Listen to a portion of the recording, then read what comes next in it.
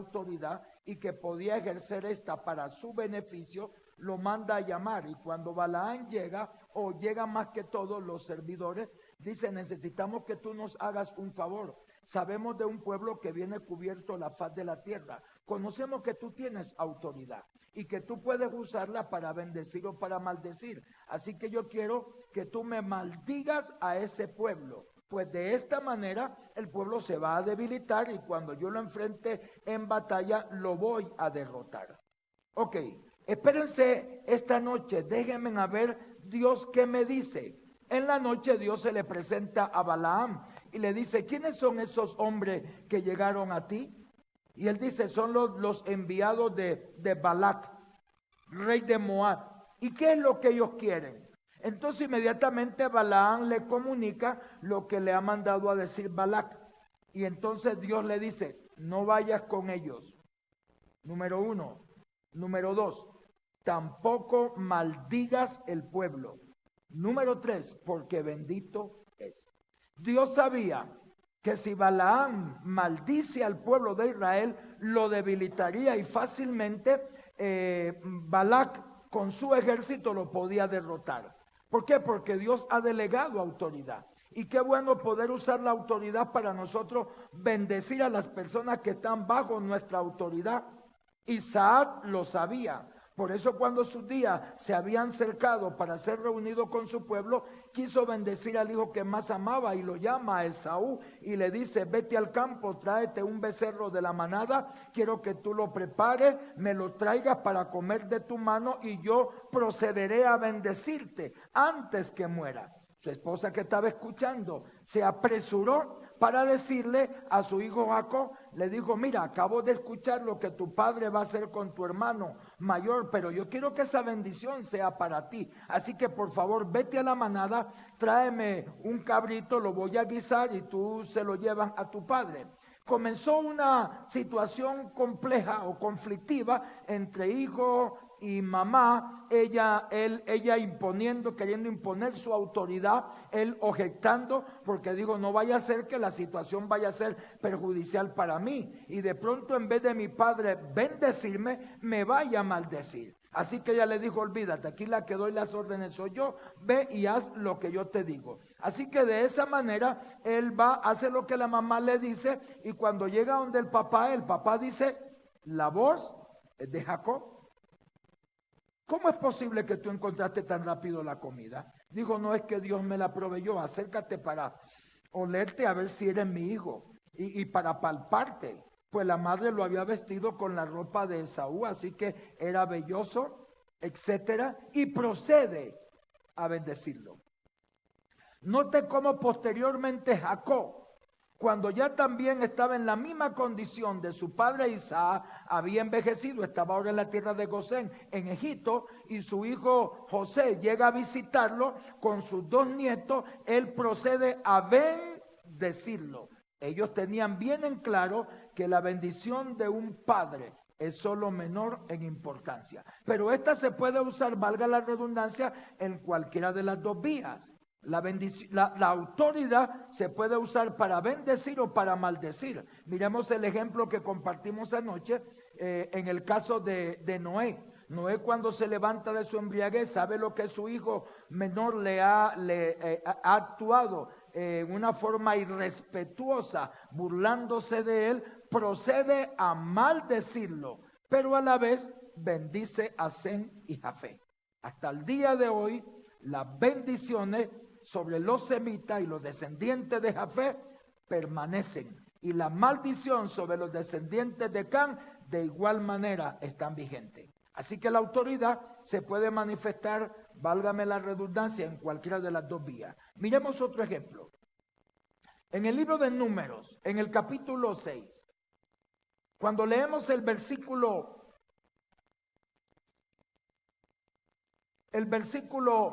22 al 27, note lo que Dios le dice a Moisés. Habló Jehová a Moisés diciendo: habla a Aarón y a sus hijos y diles: así bendeciréis a los hijos de Israel, diciéndoles: Jehová te bendiga y te guarde. Jehová haga resplandecer su rostro sobre ti y tenga de ti misericordia. Jehová alce sobre ti su rostro y ponga en ti paz. Y pondrá mi nombre sobre los hijos de Israel y yo los bendeciré. Note cómo Dios le dice al sacerdote, al ministro de Dios. Primeramente le dice a Moisés, dile a tu hermano Aarón, quien es mi representante, es quien me representa a mí ante el pueblo y al pueblo cuando él viene al lugar santísimo. Dile que así debe de bendecir. Así que Aarón, Moisés, ellos sabían que como líderes ellos podían usar la autoridad que Dios les había dado para bendecir al pueblo. Ahora bien, un siervo de Dios también puede ejercer su autoridad para bendecir o maldecir. Miremos un ejemplo, el ejemplo de David en el capítulo 6 del segundo libro de Samuel. Segundo libro de Samuel, el versículo 18. Reza de la siguiente manera. Hago una introducción. El arca del pacto en la época de Elí se la habían llevado los filisteos. Así que estaba en el campamento de ellos. Posteriormente se suscita una serie de cosas. Ellos tienden a devolver el arca. El arca está en casa de Abinadab. En el primer intento que David hace para llevar el arca del pacto, fracasan. Y Dios tiene que matar a uno porque Dios ha dado órdenes claras y explícitas cómo se debe transportar el arca, y no en carros, sino en los hombros de los siervos de Dios, porque la gloria de Dios no se manifiesta en los objetos, se manifiesta en las personas que le sirven y que viven una vida en santidad. Ahora bien, David aprendió la lección, así que en el segundo intento, tan pronto ha transportado el arca y ha danzado en la presencia del Señor. Mire lo que dice en el versículo 18. Y cuando David había acabado, segundo libro de Samuel, capítulo 6, versículo 18.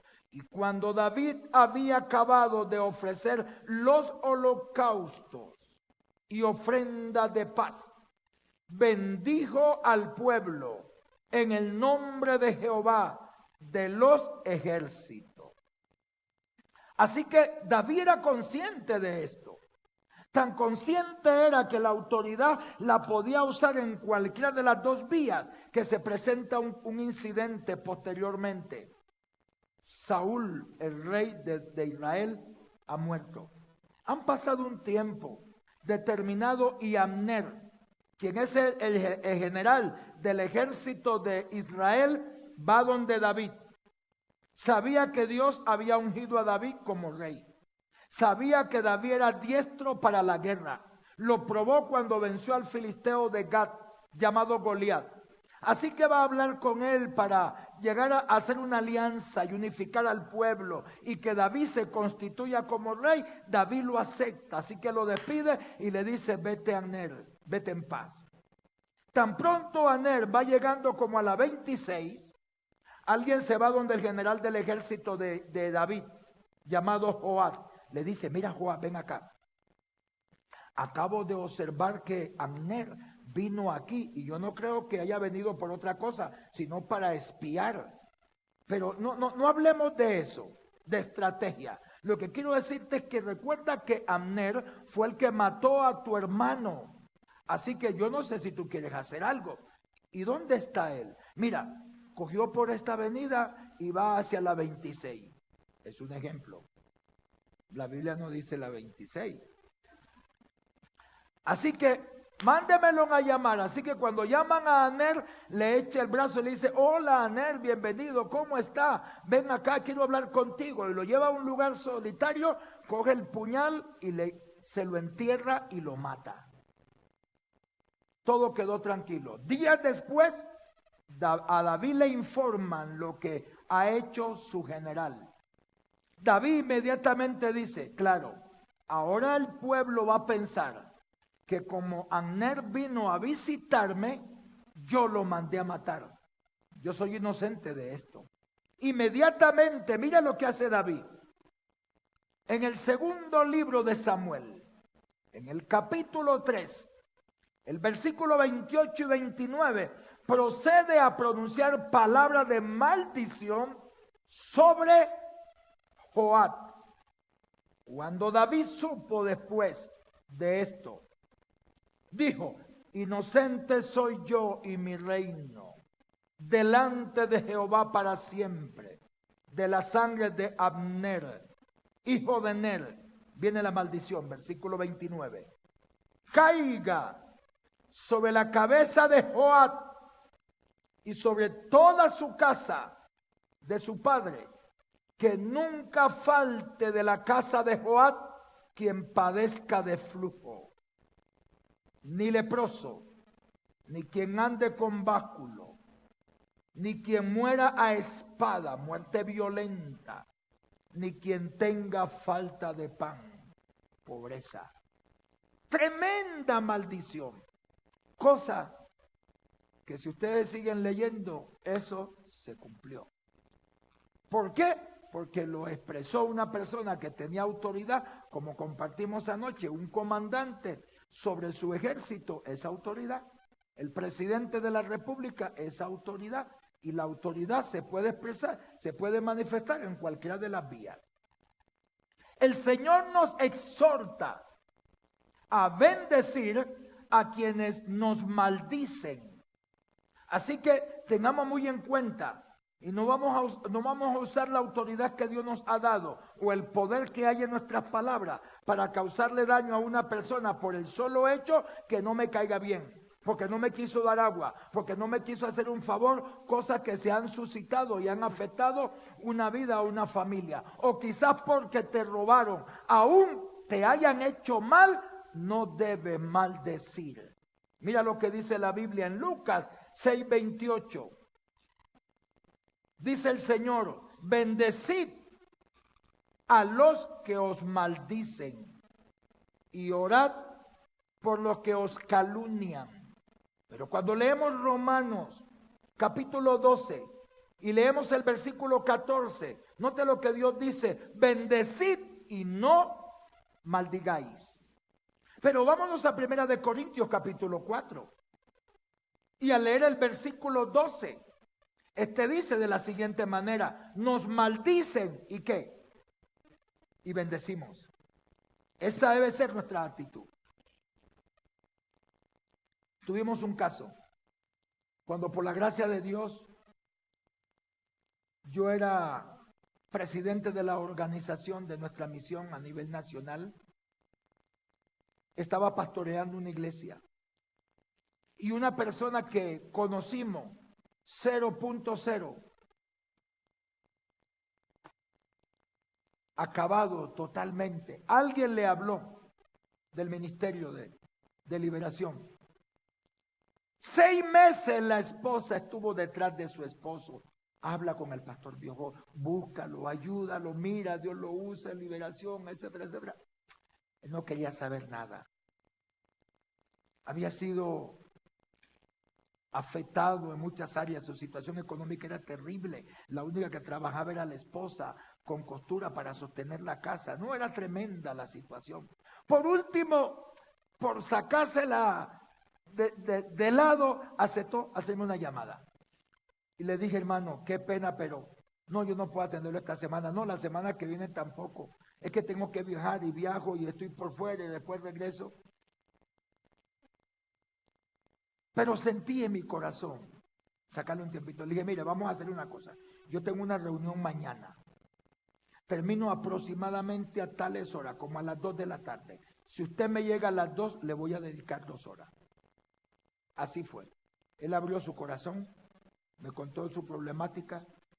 Comenzamos a ministrarle. Dios se glorificó en la vida de este hombre.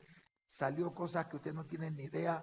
Nos invitó a la casa, fuimos a la casa, le ministramos acá, sacó una cantidad de basura que tenía allí, comenzando con unos payasos, pues si no lo sabía, los payasos son demoníacos, atraen la presencia de los demonios. Ok, comenzó a asistir a la congregación porque no se congregaba en ningún lugar.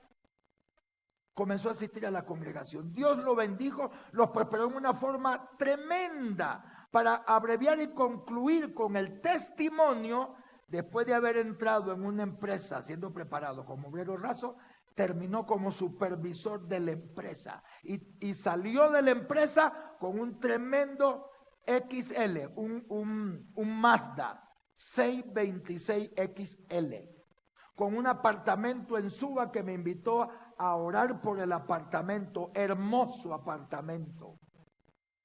Supervisor de esa empresa, se retira de la empresa y puso su propio negocio, expendio de pollos. Ok, quiso quedarse con la congregación que yo pastoreaba. Supo que como presidente de la organización yo no debía pastorear, para tener el tiempo disponible para poder supervisar toda la obra a nivel nacional. Y trató de integrarme con los hermanos para quedarse con la iglesia. Terminó afectando la iglesia. A raíz de eso, nos levantó una calumnia. Permítame decirle que hago un paréntesis muy marcado. Yo he pastoreado 4 iglesias y con la que estoy pastoreando 5 iglesias. Usted puede preguntar en cualquiera de las iglesias por el testimonio del pastor Biojó y nadie puede señalarme. He aprendido que el evangelio es un estilo de vida y que nosotros debemos de vivir una vida irreprensible. Ok. Nos levantó esa calumnia, afectó la iglesia, se fue de la congregación.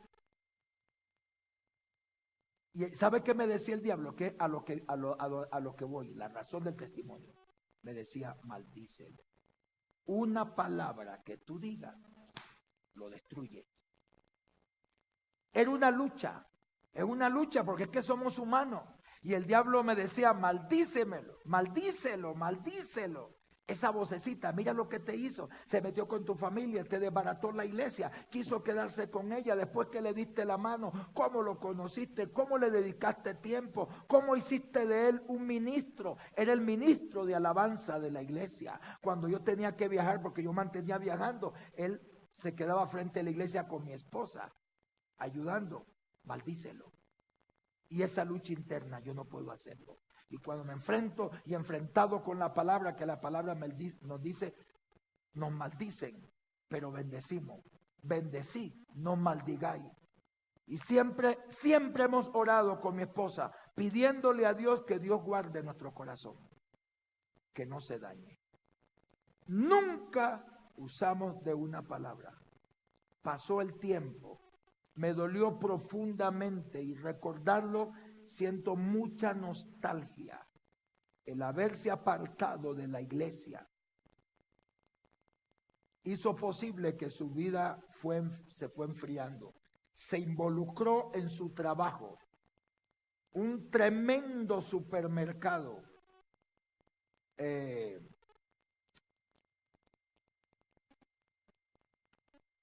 Supermercado autoservicio, gracias. Supermercado autoservicio, tenía 3 carros para distribuir, para recibir, para llevar, etcétera. Económicamente estaba bien, es que eso, cuando yo le digo, lo conocí 0.0. ¿Y cómo lo veía ahora? Lamentablemente, cayó de la gracia de Dios. Iba bajando las escaleras, se resbaló con una de las empleadas. Lo único que no se le destruyó fue el hogar. Porque a pesar de todo, la esposa se mantuvo al lado de él, pero acabó con todo. Es impresionante.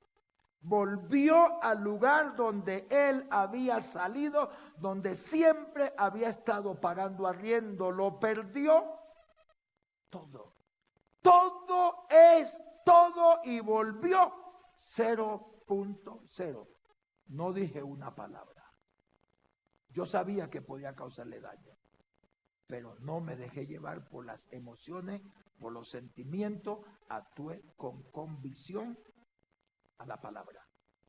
Le cuento el testimonio para que usted tenga muy en cuenta que aún lo que usted le hagan, no debe usar su palabra como una arma.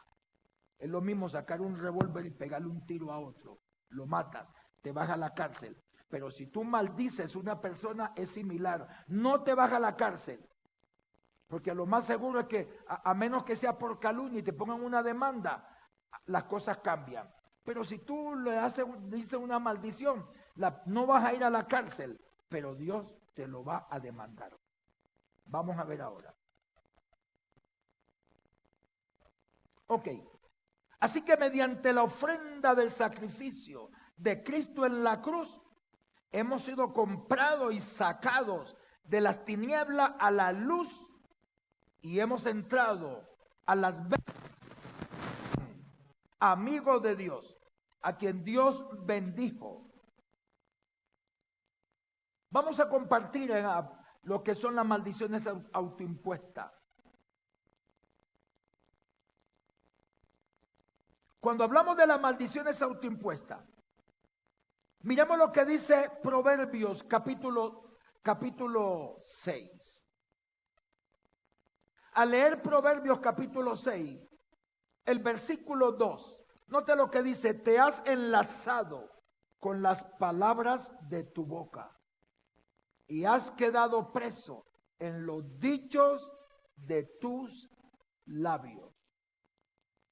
Este es uno de los incontables modos en que la gente queda preso en los dichos de su boca. Fácilmente podemos quedar presos en una trampa de esta clase sin darnos cuenta. Dios toma nuestras palabras muy en serio, aunque nosotros mismos no lo hagamos. Miremos lo que el Señor dice en Mateo capítulo 12. Al leer el versículo 36 y 37, reza de la siguiente manera. Dice el Señor Jesucristo: mas yo os digo que de toda palabra ociosa que hablen los hombres, de ella darán cuenta en el día del juicio. Oiga bien, porque por tus palabras serás justificado y por tus palabras serás condenado. Así que si tú usas tu palabra como un arma para maldecir a una persona, ten en cuenta que Dios te lo demandará. Por tus palabras serás justificado o por tus palabras serás condenado. Las palabras no se las lleva el viento. Las palabras quedan grabadas.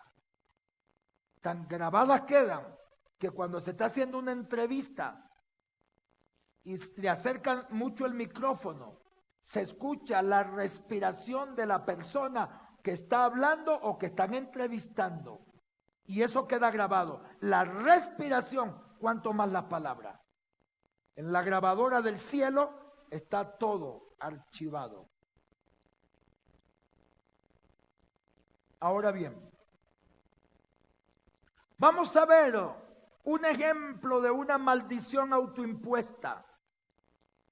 En el capítulo 14 del Evangelio de Marcos, al leer el versículo 66 al 72, estando Pedro abajo en el patio, vino una de las criadas del sumo sacerdote, y cuando vio a Pedro que se calentaba mirándole, dijo: tú también estabas con Jesús el Nazareno. Mas él negó diciendo: no le conozco, ni sé lo que dices. Y salió a la entrada y cantó el gallo. Y la criada, viéndole otra vez, comenzó a decir a los que estaban allí: este es de ellos. Claro, este hombre es de ellos. Pero él negó otra vez. Y poco después, los que estaban allí dijeron otra vez a Pedro: verdaderamente tú eres de ellos, porque eres Galileo, y tu manera de hablar es semejante a la de ellos. Entonces él comenzó a maldecir y a jurar: no conozco a este hombre de quien habláis.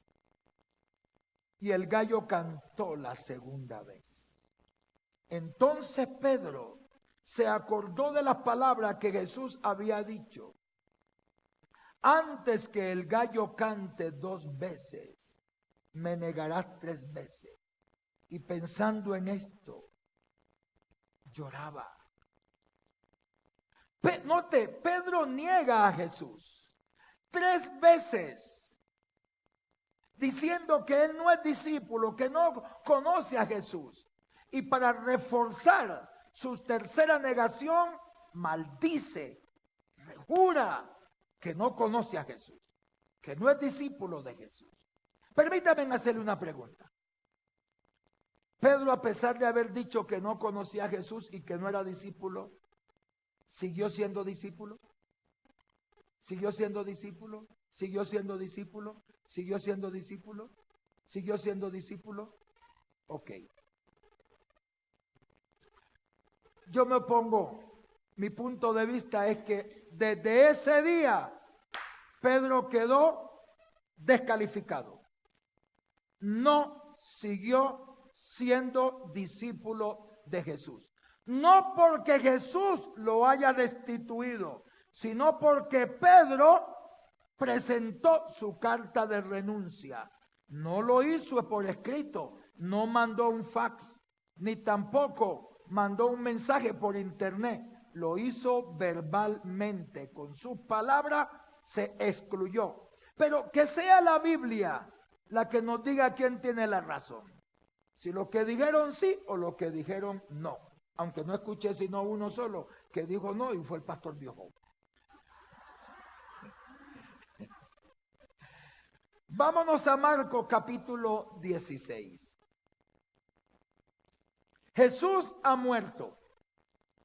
El primer día de la semana, un día como hoy, las mujeres dijeron: no, vamos a embalsamar el cadáver. Lo hicieron desde el sábado, pero no podemos hacerlo hoy, vamos el día domingo. Oh, pero qué problema. Hay una piedra grande puesta en el sepulcro. ¿Cómo vamos a hacer para que alguien, para quitar la piedra? Iban pensando en eso. Pero dejemos que Marcos nos diga qué fue lo que sucedió. En el capítulo 16, los primeros 7 versículos. Cuando pasó el día de reposo, María Magdalena, María la madre de Jacobo y Salomé compraron especias aromáticas para ir a ungirle. Y muy de mañana, el primer día de la semana, vinieron al sepulcro, ya ha salido el sol, pero decían entre sí: ¿quién nos removerá la piedra a la entrada del sepulcro? Pero cuando miraron, vieron removida la piedra, que era muy grande. Y cuando entraron en el sepulcro, vieron a un joven sentado al lado derecho, cubierto de una larga ropa blanca, y se espantaron. Mas él les dijo, escúcheme bien: no os asustéis. ¿Buscáis a Jesús Nazareno, el que fue crucificado? Ha resucitado. No está aquí. Mirad el lugar en donde le pusieron. Atención al versículo 7. Analícelo. Pero oíd, decía a sus discípulos y a Pedro, que él va delante de vosotros a Galilea. Allí le veréis, como os dijo. Vuelvo y pregunto. Cuando Pedro niega a Jesús y Pedro dice que no es discípulo, ¿sigue siendo discípulo de Jesús?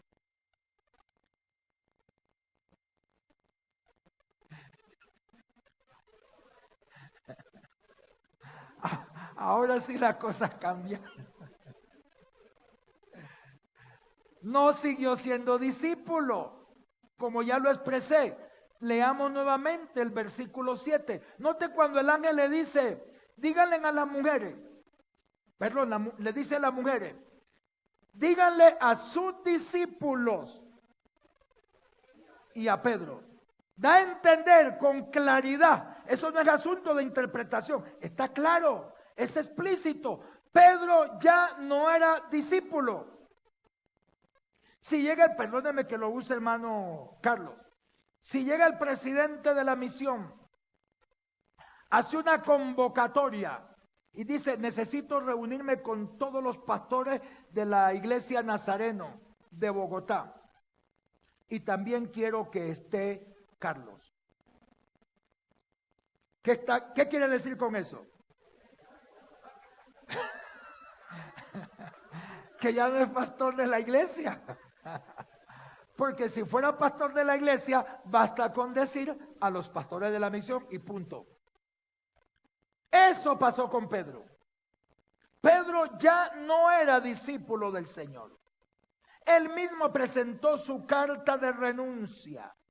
Ahora bien, pero el Señor sabía que Pedro lo había hecho por ignorancia. Él mismo usó una palabra que vino a convertirse en una maldición autoimpuesta que lo excluyó del núcleo pastoral. Pero el Señor tenía un propósito con él y el Señor hace los preparativos pertinentes para poder restaurarlo y que él continúe en el ministerio. El Señor programa una cena.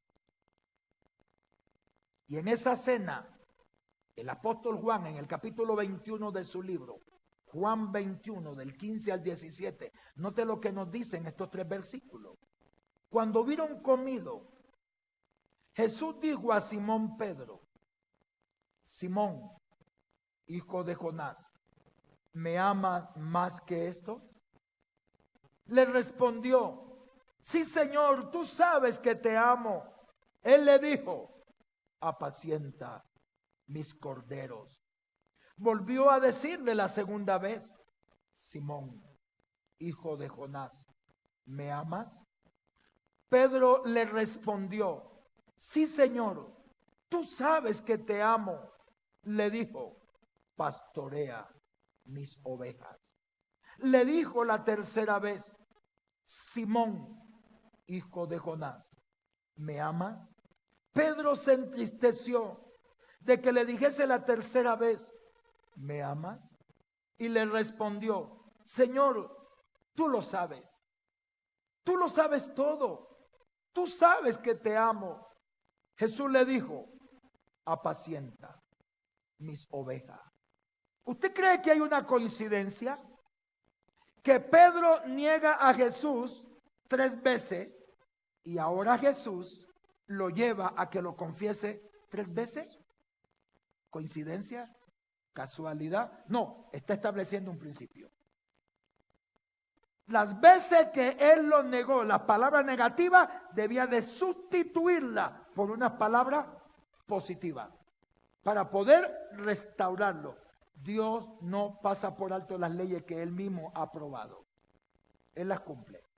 De Jehová es la tierra y su plenitud, el mundo y todo lo que en ellos hay. Le entregó todo el gobierno de la tierra al hombre. ¿Qué hizo el hombre? La perdió. Sencillo, esto me pertenece, venga para acá. ¿Fue lo que Dios hizo para recuperar su creación? No, señor. Dios tuvo que pagar un precio caro, bien caro, desprenderse de lo que más amaba para poder recuperar lo que era de él. Es como si el carro del hermano Juan, ¡ay, se me llevaron el carro! ¡Ay, no está! Señor, el carro que estaba ahí, esa camioneta era suya. Mire, se la acabó de llevar la policía en una grúa. Descansó usted. Eso me pasó una vez allá en el lago, pastor. Cuando yo salgo a comprar un videobeam, la camioneta no estaba. Dios mío, se la robaron. Se la robaron y yo en esa esquina miraba para todos lados hasta que llegó un señor y me dijo: ¿esa camioneta verde que estaba ahí, una Mitsubishi, era suya? Sí. Me dijo: la acabaron de montar en una grúa y se la llevó. Descansé. Dije: gracias a Dios, no se perdió. Con mis papeles, ¿usted cree que tuve que ir a presentar mi documento para que me entregaran la camioneta? No, tuve que pagar, llenar unos requisitos, y después que llené los requisitos con los papeles que comprobaban que yo había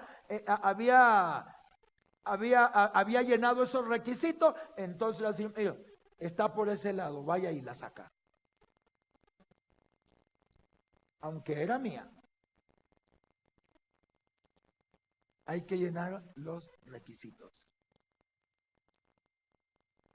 El Señor, decía el pastor Carlos hace poco, y lo dice la Biblia, que Cristo nos redimió de la maldición de la ley, hecho por nosotros maldición, porque escrito está: maldito el que es colgado en un madero. La maldición que recaía sobre nosotros, Cristo ya la llevó.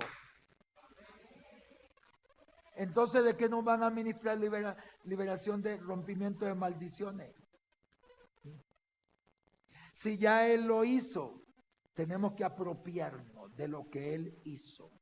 Mientras que no nos apropiemos de lo que Él hizo, eso sigue afectando nuestra vida. Él no murió por todos los pecados, listo, nos vamos al cielo. Un momentito, si la persona no se arrepiente y confiesa que Jesucristo es el Hijo de Dios, no va al cielo, aunque Él haya pagado por la salvación de toda la humanidad. Hay que llenar los requisitos.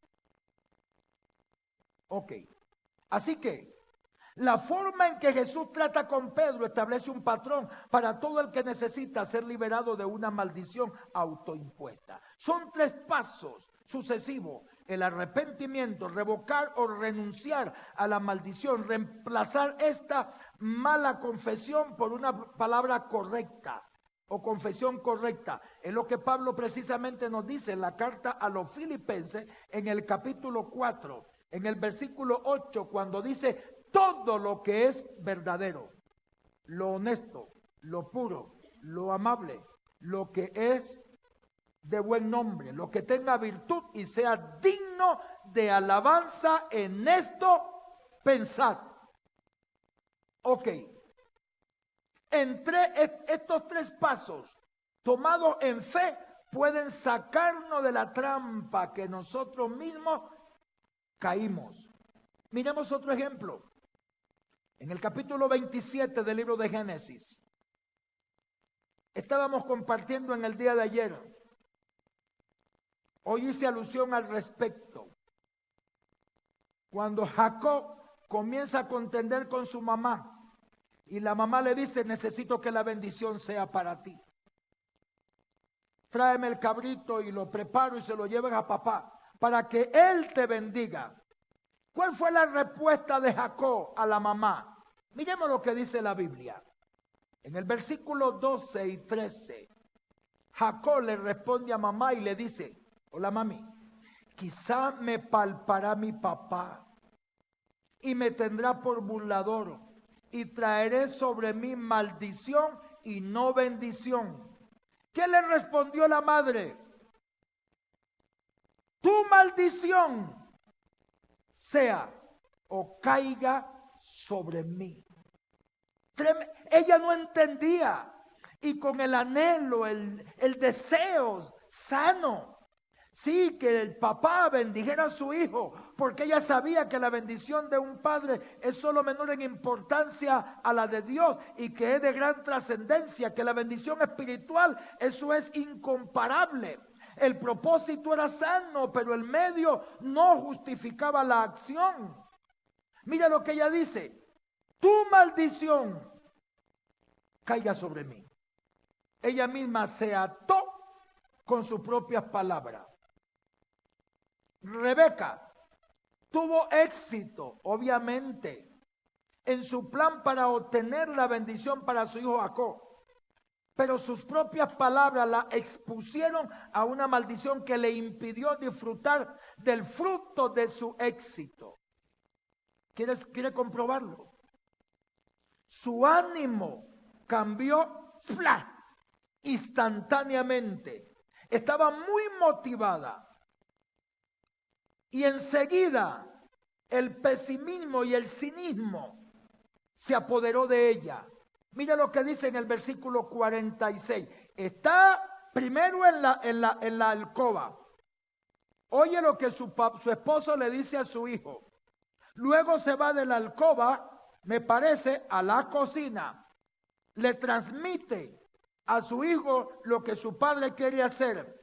Y cuando lo convence o lo obliga a que él haga lo que ella quiere hacer, inmediatamente sale para la alcoba, donde su esposo. Eso fue ahí, términos de minutos.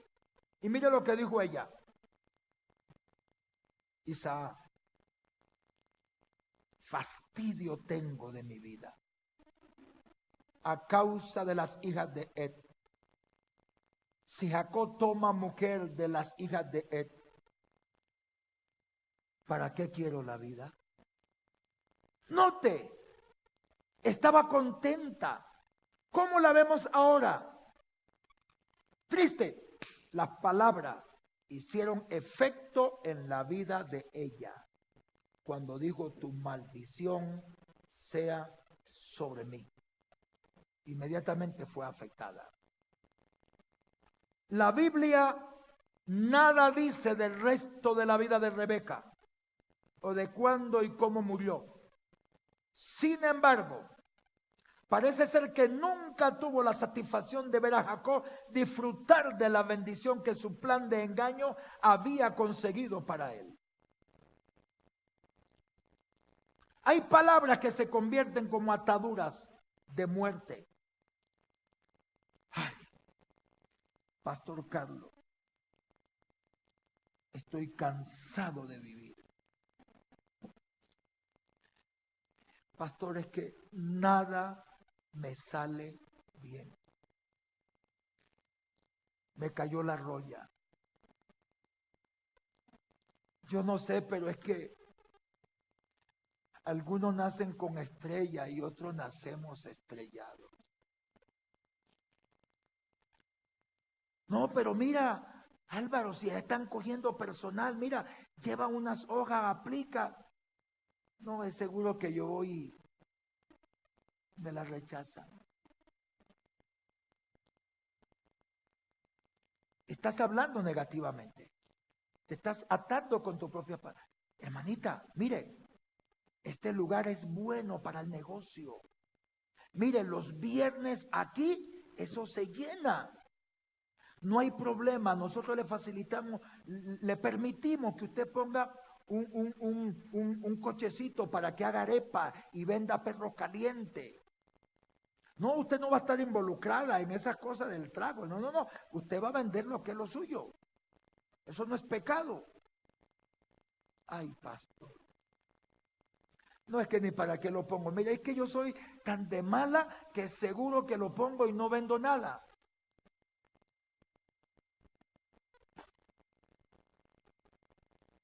¿Cómo va a prosperar? Y Señor, bendíceme, Señor, prospérame. Pero ¿qué sucede? Escasamente llega el poquitico de agua al primer piso, pero al segundo, al tercero, la presión llega fuerte. ¿Qué es lo que sucede? Hay obstáculos en la tubería. Las bendiciones no llegan como deben llegar porque tú mismo te has atado con tu palabra. Dios quiere bendecirte. Pero ¿qué sucede? Tú mismo te estás atando. Hermano, estamos hablando de cosas reales. Permítame, hago un paréntesis bien marcado. Hermano, este material no deje de adquirirlo. Estúdielo en oración, en ayuno, compártalo. Mire, hermano, lo que es nuestro hogar hoy en día, se lo digo por segunda vez, no miento. Es un pedazo de cielo en la tierra, la paz que disfrutamos, la armonía en que vivimos, los mejores años de matrimonio con Oleisa, lo estamos disfrutando hoy. Al punto tal que a veces me regaña y yo prefiero quedarme callado. Porque he aprendido que la blanda respuesta apacigua la ira. Y que la palabra áspera hace subir el furor. Y si ella está indispuesta, yo prefiero callarme y esto y lo otro y qué tal esto y mira. Y si fuera algún hermano que te llamara, le dedicabas tiempo, pero tenemos eso allí. No digo nada. Y saco el tiempito y pam, le hago las cosas. Si ves que sí podías hacerlo.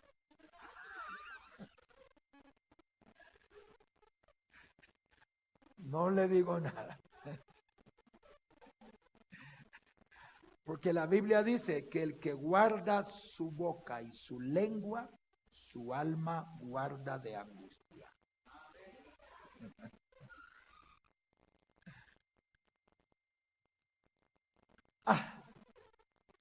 Hermana,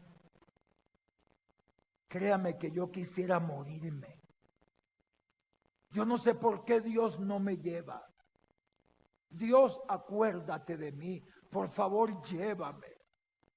Personas que hablan así, como saben que no se deben quitarse la vida, entonces le piden a Dios que se la quite. Están invitando a su vida al espíritu de muerte. Así que no le extrañe si de pronto le llega un cáncer, o un paro cardíaco, o un derrame cerebral. Usted le está diciendo a Dios que le quite la vida, que se quiere irse. Note que a veces hablamos y no tenemos ni la menor idea de lo que estamos diciendo.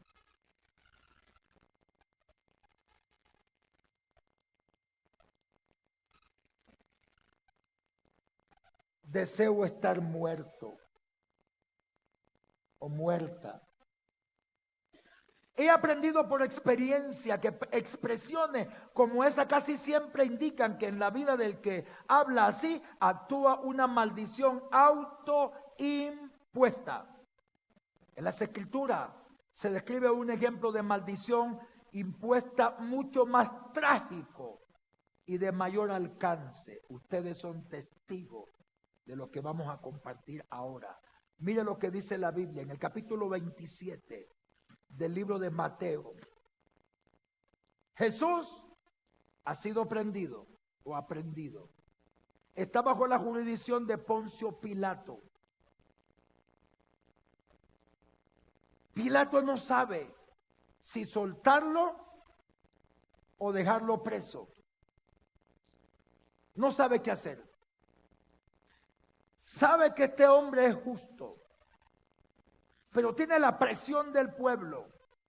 Y de pronto se le viene a la mente, dirá, hombre, yo creo que vale la pena apelar al pueblo, porque este ha sido un hombre que, según lo que he escuchado, los testimonios es que ha sanado a los enfermos, ha levantado a los paralíticos, ha resucitado a los muertos. Me hablaron de un tal Lázaro, de un hijo de la viuda de Naín, que también un Jairo. Yo conozco a ese hombre, sí sé quién es Jairo, de que la hija murió y él la resucitó y multiplicó en una ocasión los panes y comieron más de 15,000 personas, porque solamente eran 5,000 hombres, sin contar los niños y las mujeres, así que eran más de 15,000 personas. No, yo creo que apelemos al pueblo. El pueblo lo más seguro es que va a decir que soltemos a Jesús y que Barrabás sea condenado. Listo.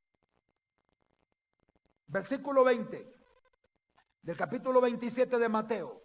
Pero los principales sacerdotes y los ancianos persuadieron a la multitud que pidiese a Barrabás y que Jesús fuese muerto.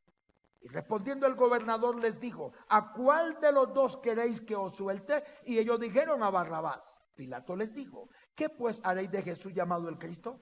Todos le dijeron, sea crucificado. Y el gobernador le dijo, pues, ¿qué mal ha hecho?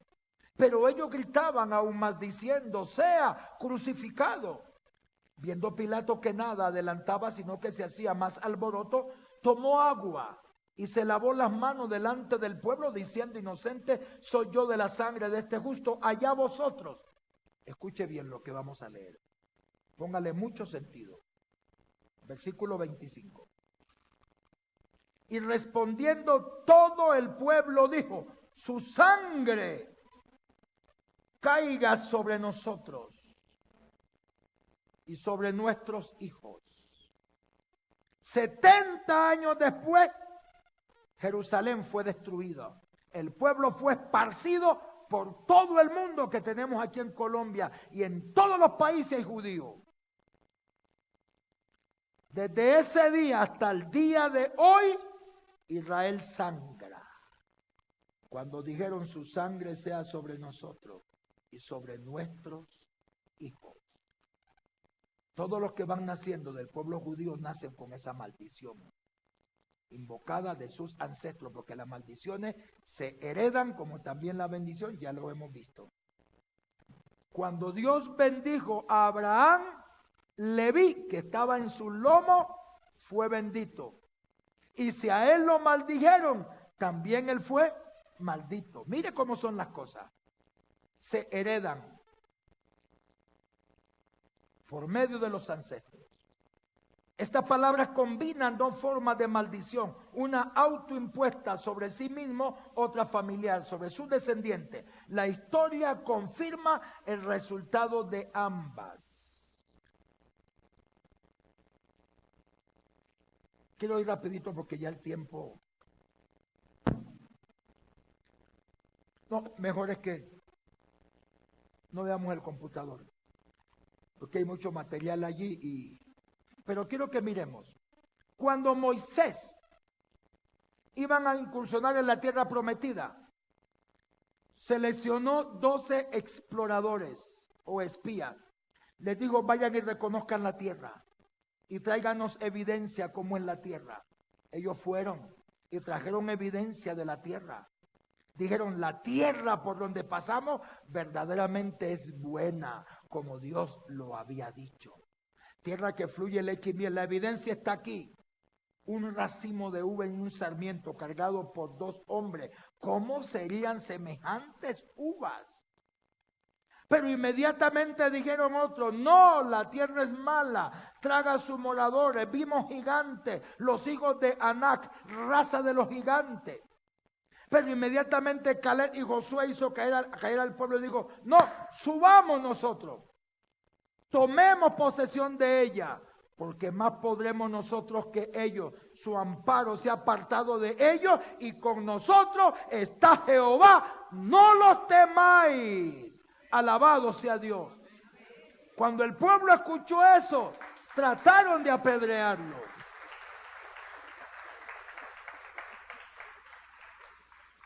Y la gloria de Dios se manifestó. Los otros dijeron, no subamos. Porque nosotros nos parecíamos a ellos como langosta y así le parecíamos a ellos. No subamos, mejor nos sería morir en este desierto o en Egipto que subir allá. Conclusión, los que dijeron subamos, subieron y poseyeron la tierra. Los que dijeron no subamos, sería mejor morir en el desierto, murieron en el desierto. ¿Quién dijo? Prefiero una tumba en Colombia y no una cárcel en Estados Unidos. ¿Recibió lo que él pidió? Sí, Señor. El hombre queda atado en los dichos de su boca. Gentiles, judíos e iglesia, las palabras tienen poder. Nos podemos atar con los dichos de nuestra boca. Yo les dije a ustedes ayer, cuando usted vaya a hablar, tiene que pensar muy bien lo que va a decir de otra persona y de sí mismo. No sea, porque las palabras son como bumeranes, que se tiran y regresan para golpear a aquel que la lanzó.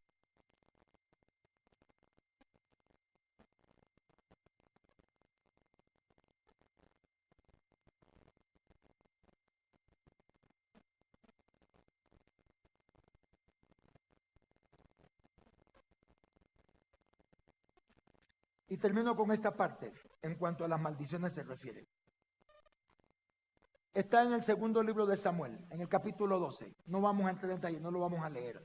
Ustedes lo leen en la casa y ahí están los manuales. David cometió un pecado de adulterio. Se escondió en el palacio. No fue sincero con Dios, se mantuvo callado. Así que Dios mandó un profeta que lo confronta con la realidad de su pecado y le quita la máscara. ¿Y qué dijo David? Cuando él le presenta la parábola del visitante y la cordera, ¿sí la recuerdan? David dijo, se levanta airado como rey y dijo, el hombre que hizo esto debe morir, 1, y debe pagar la cordera 4 veces. ¿Lo dijo? Listo. Con sus propias palabras se ató. Note que el profeta le dijo, un momentito, no vas a morir. Como quien dice, no vas a morir porque tendrás que pagar 4 veces lo que tú acabas de decir. 4 veces. Número 1, Amnón se levantó y violó a su propia hermana. Número 2, Absalón se levanta y mata a su hermano. Número 3, Absalón se subleva contra su papá y los flecheros de Joab lo matan. Número 4, el hijo fruto del adulterio muere. Debe pagar la cordera 4 veces. Las palabras tienen poder. David se ató con sus propias palabras. Hermanos, quiero que leamos este último texto, Deuteronomio capítulo 30. Ya el pueblo, ya pueden bajar a los niños porque vamos a entrar en la administración. Moisés ha guiado al pueblo. Ya prácticamente están en el lugar limítrofe para entrar a la tierra prometida. Moisés los exhorta y les dice, versículo 19 y 20 de Deuteronomio 30, a los cielos y a la tierra llamo por testigo hoy contra vosotros, que os he puesto delante la vida y la muerte, la bendición y la maldición. Escoge pues la vida, para que viváis tú y tu descendencia, amando a Jehová tu Dios, atendiendo a su voz y siguiéndole a él, porque él es vida para ti y prolongación de tus días, a fin de que habitéis sobre la tierra que juró Jehová a tus padres, Abraham, Isaac, Jacob, que les había de dar. Durante estos días les he compartido las bendiciones y las maldiciones. El tiempo ha sido muy breve, pero creo que con lo que hemos compartido y con el manual es mucho lo que ustedes pueden profundizar estudiando en la presencia del Señor, para que ustedes se llenen más del conocimiento de esto, puedan disfrutar al máximo de las bendiciones, y el mismo conocimiento los va a llevar a ustedes para prevenirse contra las maldiciones. Algo que no esté en el manual, ténganlo muy en cuenta. Cuando alguien le diga una palabra que usted sepa que es una maldición o una atadura, solamente diga, yo no recibo eso, yo lo rechazo. Que su mamá es que mira mujer, que esto y lo otro, y si usted sabe que, no se ponga a contender con su mamá, usted sabe que debe respetarla, esa autoridad, solamente dígale, mamá, por favor, yo no recibo eso. Mamá, no lo recibo, no lo recibo. Eso no va a suceder. El que calla, mire, le voy a hablar con sinceridad. Aquí hay una iglesia que todos los miembros de esa iglesia están bajo maldición. Y se lo voy a decir. La iglesia que queda aquí a la vuelta, la Carismática Internacional de César Castellano. César Castellano ató a los miembros de esa iglesia y dijo que los que se iban de la iglesia no prosperarían. Y lo dijo César Castellano, y él es autoridad. La gente que está en la Carismática Internacional y sale de allí, sale bajo una maldición, sale bajo atadura. Quien sepa, hará lo que pasó con el joven anoche. Se desata si puede, o busca quien lo desate. Bien, hermano, vamos en estos momentos a ubicarnos, vamos a tomar esta silletería, corrámosla hacia el rincón, vamos encarrándola y nos vamos a reunir las familias, por familia, por familia.